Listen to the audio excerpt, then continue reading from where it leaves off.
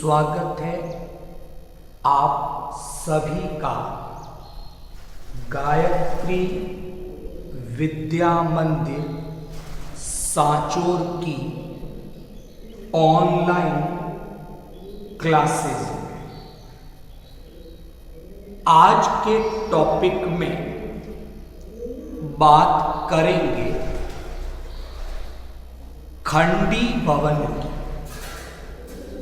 अंग्रेजी में खंडी भवन के लिए सेगमेंटेशन शब्द प्रयोग में आता है। तो जो टॉपिक आज के लेक्चर में हम लोग डिस्कस कर रहे हैं, ये जंतुओं के वर्गीकरण का 5वां आधार है। डियर स्टूडेंट, अभी तक हम लोग जंतुओं के वर्गीकरण के 4 आधारों के बारे में डिस्कस कर चुके हैं और उसी श्रृंखला में आज के लेक्चर में खंडी भवन सेगमेंटेशन के बारे में बात करेंगे। तो शुरू करते हैं आज के इस टॉपिक के बारे में, जो है सेगमेंटेशन खंडी भवन। तो समझते हैं सबसे पहले, अगर हम जंतुओं की बात करते हैं तो जंतुओं में हमें ये खंडी भवन सेगमेंटेशन 2 प्रकार का दिखाई देता है। जो पहले प्रकार का खंडी भवन है उसका नाम है सतही खंडी भवन। इसे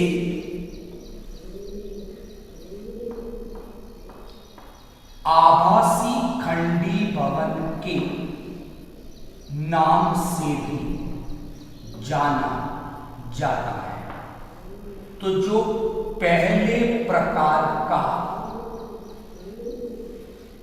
खंडी भवन है वो है आपका सतही खंडी भवन, या जिसे आभासी खंडी भवन कहा जाता है।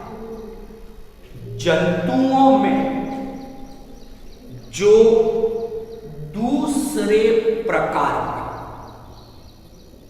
खंडी भवन पाया जाता है वो है मेटामेरिज्म। और मेटामेरिज्म को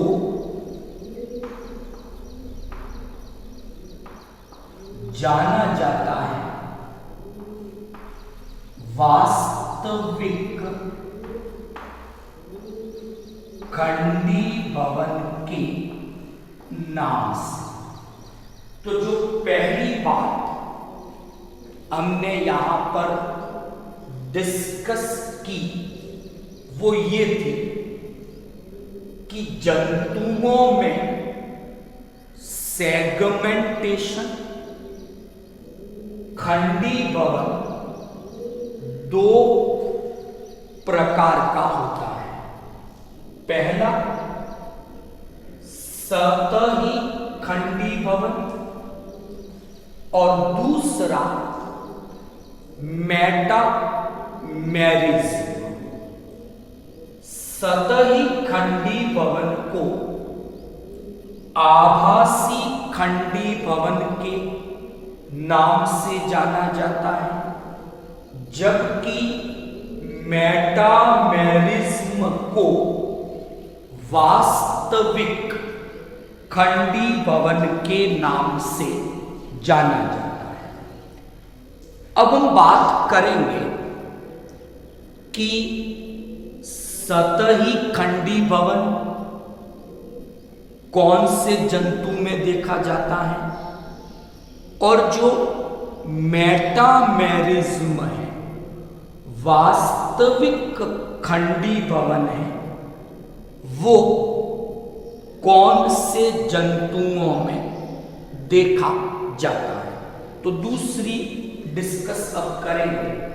पहले इस पे बात करता हूं मैं। तो मेरे पास एक एग्जाम्पल है। हमने बात की थी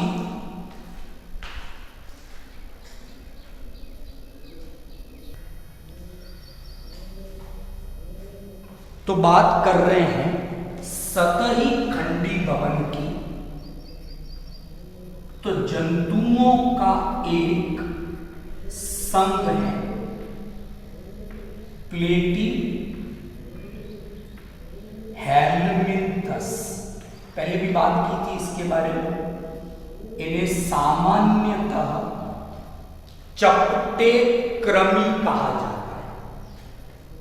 तो इस प्लेटी हेलमिन्थस, ये तो एक फाइलम है, हिंदी में इसे संघ कहेंगे। तो इसका एक क्लास है, जो वर्ग है इसका, उसका नाम है उस वर्ग का सिस्टोडा। नाम याद हो जाएगा। और सिस्टोडा की जब मैं बात करता हूं तो एक एग्जाम्पल आता है मेरे पास सिस्टोडा का, जिसे हम सामान्यतः फीता क्रम, अंग्रेजी में टैप वर्ग के नाम से जाना जाता है। तो ये जो फीता क्रमी है, वैज्ञानिक नाम इसका टीनिया सोलियम है।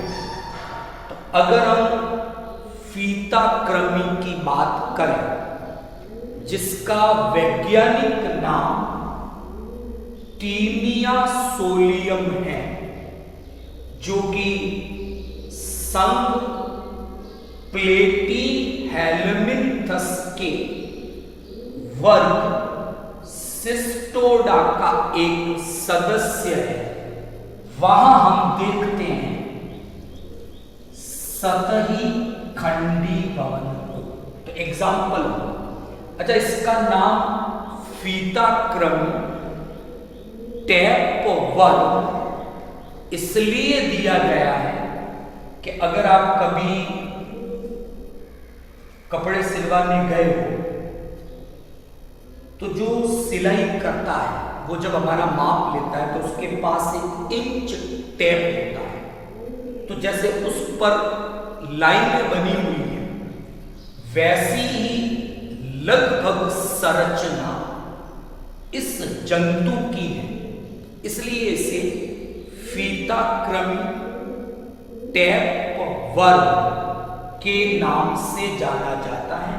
और आज हमने इस जंतु की बात इसलिए की क्योंकि इसमें सतही खंडी भवन, आभासी खंडी भवन उपस्थित होता है। अब मैं बात करूंगा नंबर 2 पे, जो मेटामेरिज्म है, जिसे हमने वास्तविक खंडी भवन कहा है। ये हमें कहां दिखाई देता है? तो जंतुओं का पहला संघ एनेलिया।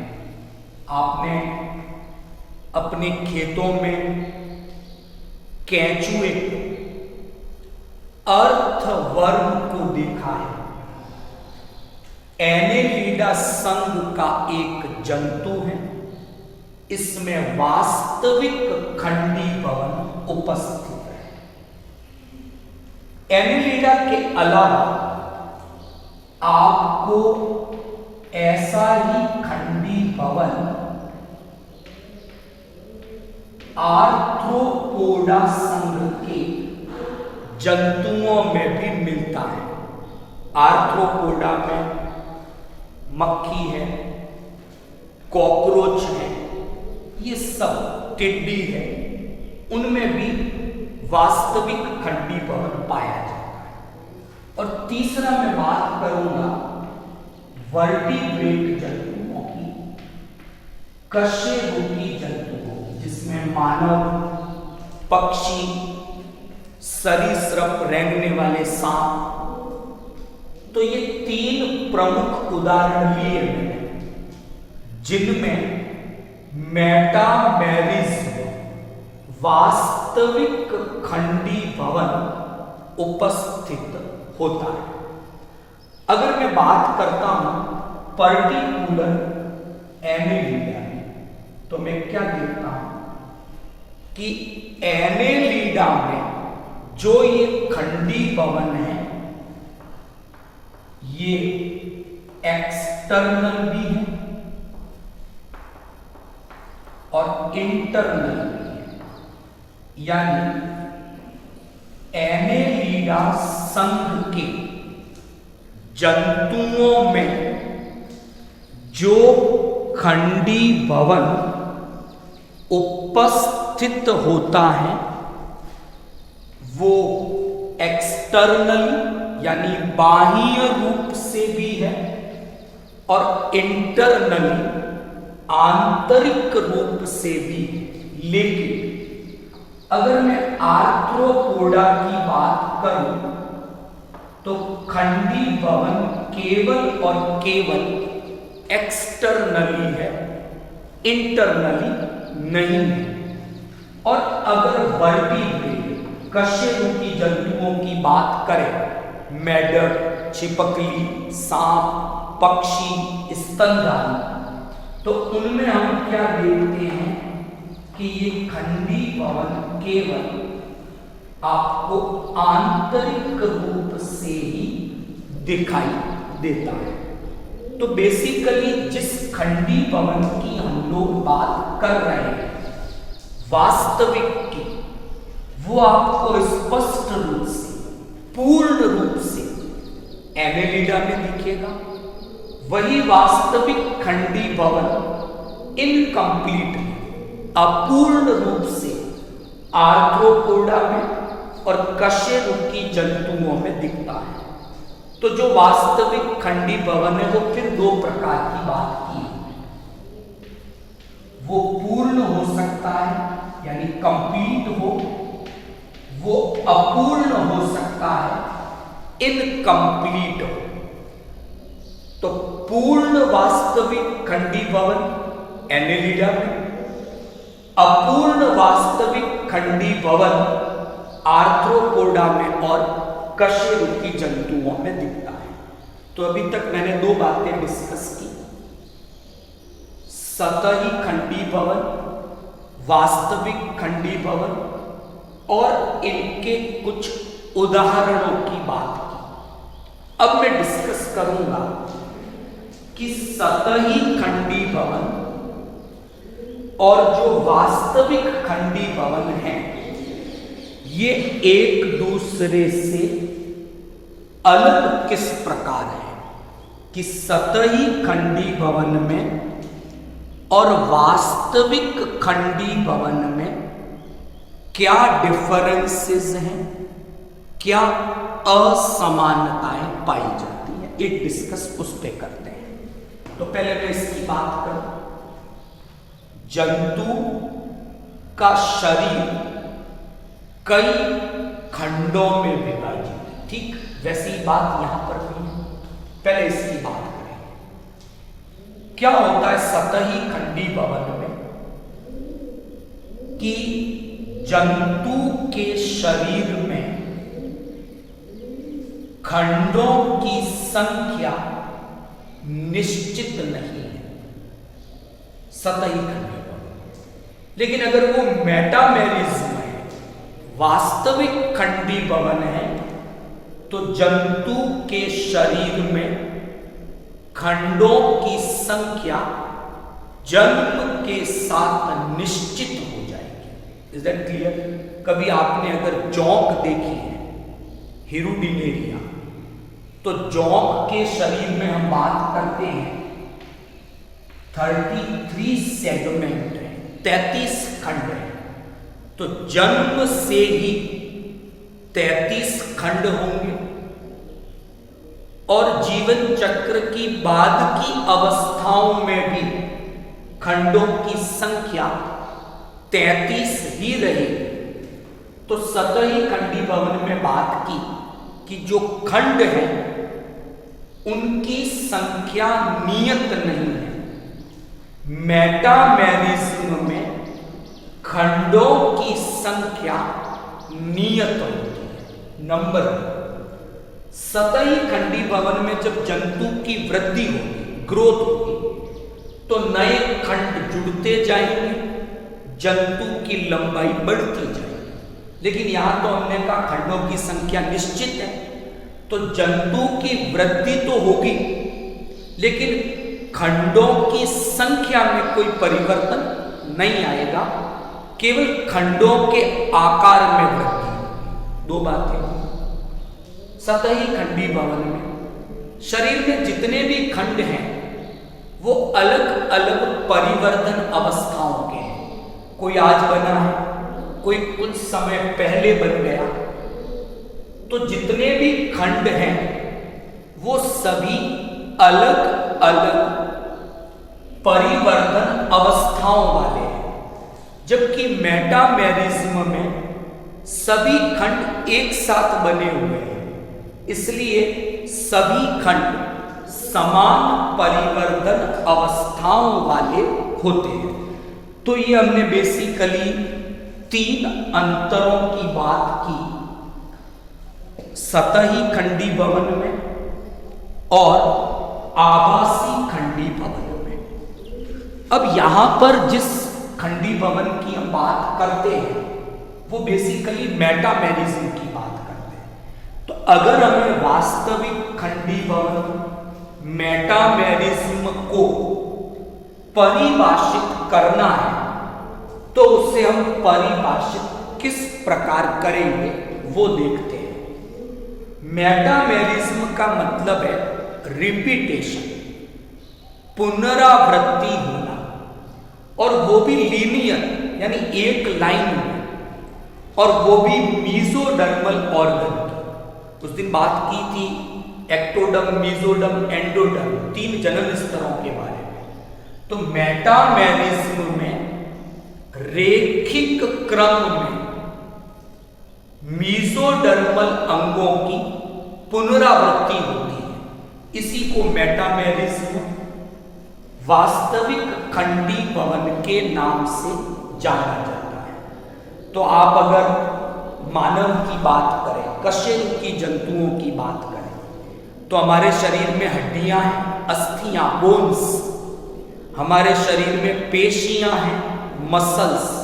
ये सब आंतरिक वास्तविक खंडी भवन का उदाहरण है। आर्थ्रोपोडा में देखते हो शरीर सिर, वक्ष, उदर 3 भागों में विभेदित है। ये बाह्य वास्तविक खंडी भवन का उदाहरण है, जबकि एनेलिडा में वास्तविक पूर्ण खंडी भवन पाया जाता है। तो आज हमने बात की जंतुओं के वर्गीकरण के 5वें आधार की, जिसका नाम है सेगमेंटेशन, खंडी भवन। कल हम नेक्स्ट जंतुओं के वर्गीकरण के अगले आधार भ्रूणीय परिवर्तन के बारे में बात करेंगे। Thank you all of you.